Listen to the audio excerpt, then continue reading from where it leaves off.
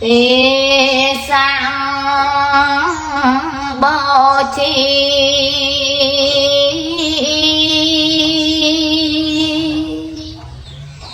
chỉ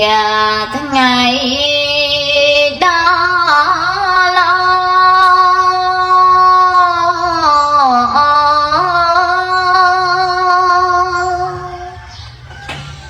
chỉ tháng ngày bao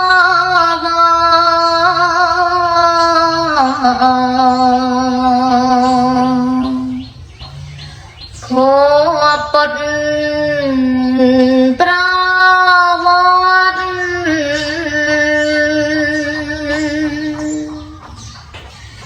tê mùi chia tháng ngày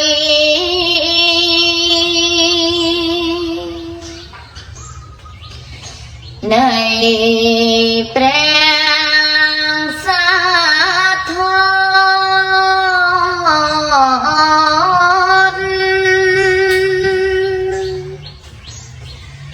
trong ban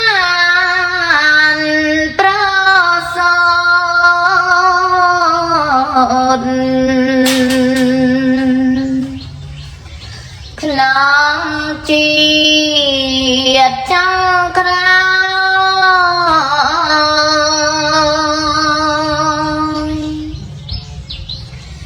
tê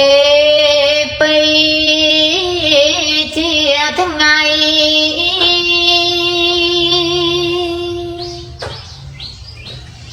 này prang phang kவி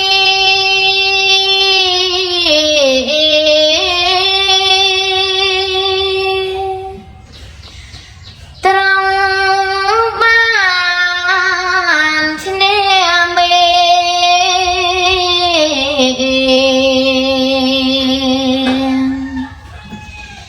ហើយត្រាំដឹងធ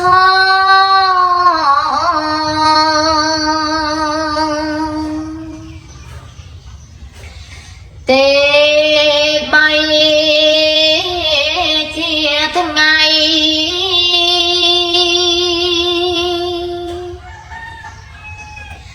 នៃព្រះត្រង់ញៀន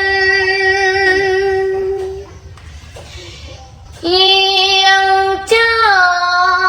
លនំពេលមានក្តីស្រណោះ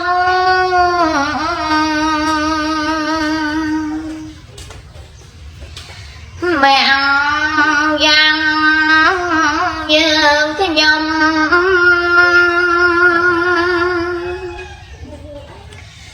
សូមលើ